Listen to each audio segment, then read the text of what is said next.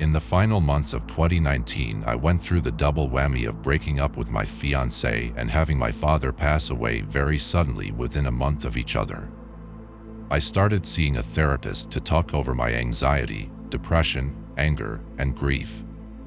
This was helping, and I felt that my inner life was taking an upturn, so I wanted to make sure I didn't lose that progress. I had heard about DMT and ayahuasca when I was in college, and I was always curious but could never find it to try it out. In 2016, I signed up for an ayahuasca experience when I was in Peru, but bailed on it due to the setting feeling pretty sketchy.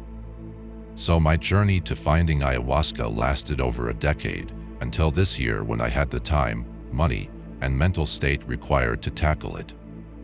I did some research about retreats in South America, where I could do it without any kind of legal concerns. I settled on a 7-day retreat in Peru, where I would experience 3 ayahuasca ceremonies, a Bufo Alveria ceremony, a tobacco hape ceremony, and a San Pedro ceremony. This is the story of the first ceremony. I signed up about 4 weeks before the retreat was scheduled to start.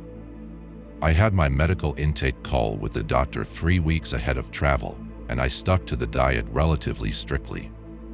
A brief summary: no red meat, no caffeine. I spent a week tapering off, no alcohol, low salt, low sugar, no dairy.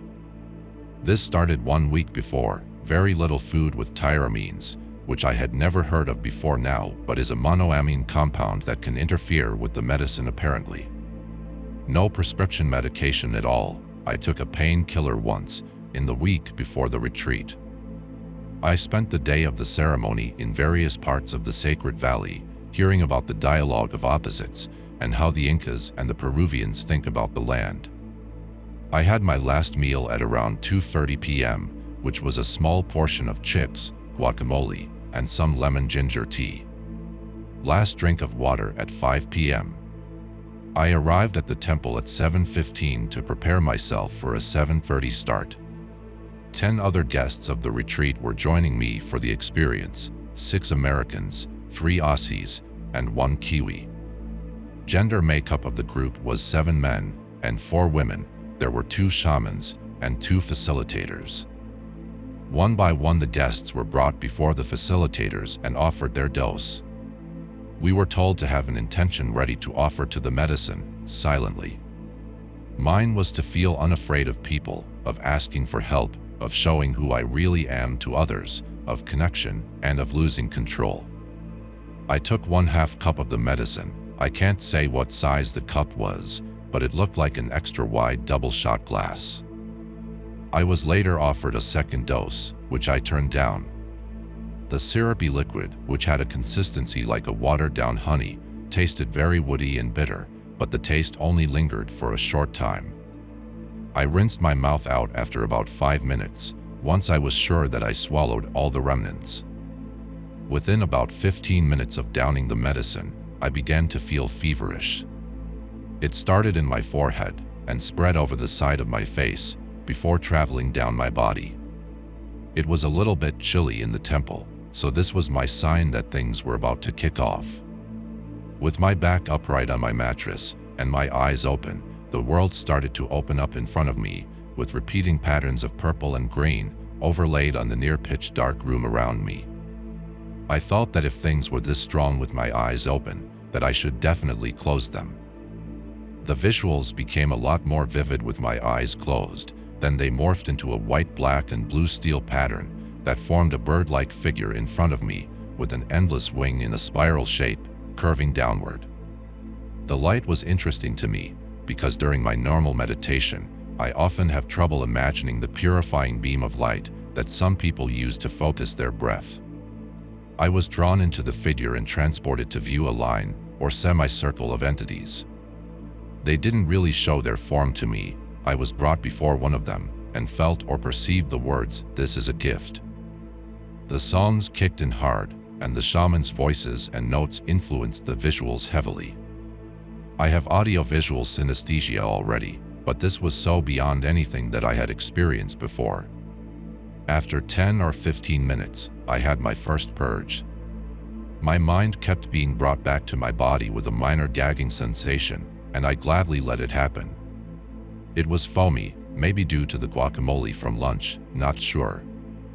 I had 3 or 4 more purges after this, at times of great beauty, in the Icaros sung by the shamans. I spent probably an hour just staring open-mouthed in awe at the ceiling, which wasn't really there, being shown all my memories and relationships. These became tangible objects for me to examine and manipulate objectively. So many memories that had strong emotions associated with them didn't make me feel the sting at that moment. I was getting a steady stream of instructions and insight from the medicine, of which I could only remember about 20% afterwards. The other guests were also purging pretty heavily. I began to think of all the people who have influenced me and molded me. I felt such joy and gratitude that I couldn't stop crying. I thought of my family, my college friends, my coworkers, and felt an overwhelming desire to tell them how happy they've made me. I wanted to share the experience with everybody. Happiest I've ever felt in my life by a long shot. I came back to my body once, with the sudden fear that I was about to pee my pants, but the feeling passed.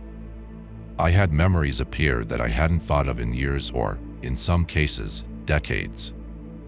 I was hearing words and names in the Icaros that triggered the memories very suddenly and without warning.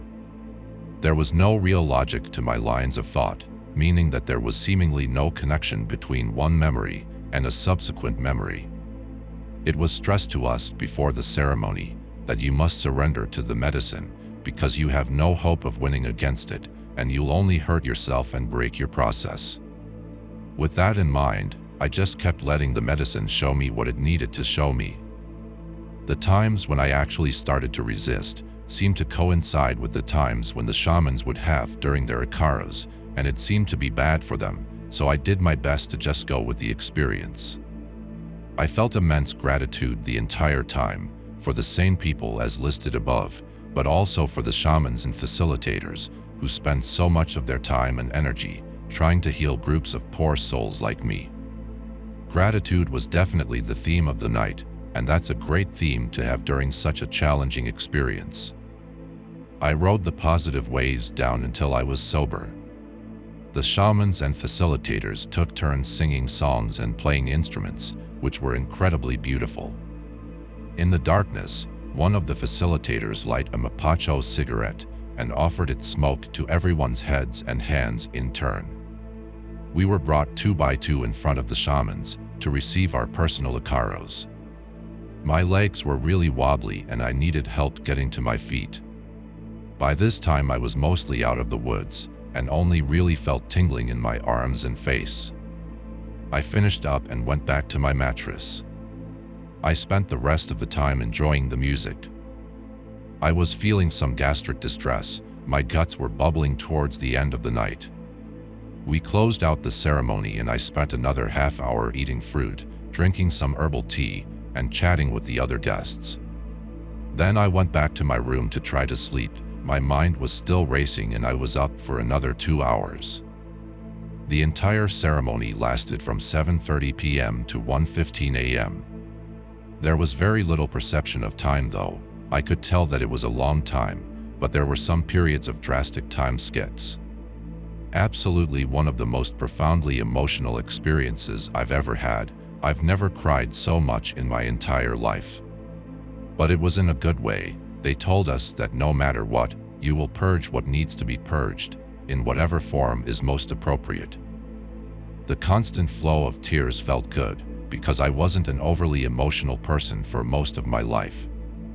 So maybe the energy blockage that was removed was in my tear ducts. First experience was completely positive for me. I thought about my family and how we would adjust to my father's death, and what I could do to make their lives easier, and how I could help them deal with the loss. Since my intention was to feel unafraid of connection, maybe the medicine was trying to me how much I had to feel grateful for, and if so many people had helped me create such treasured memories, then maybe I shouldn't fear more people entering my life. It was truly awe-inspiring, and among the most significant experiences of my life, outdone only by the Bufo ceremony later in the week, which is another story entirely. Thank you for listening.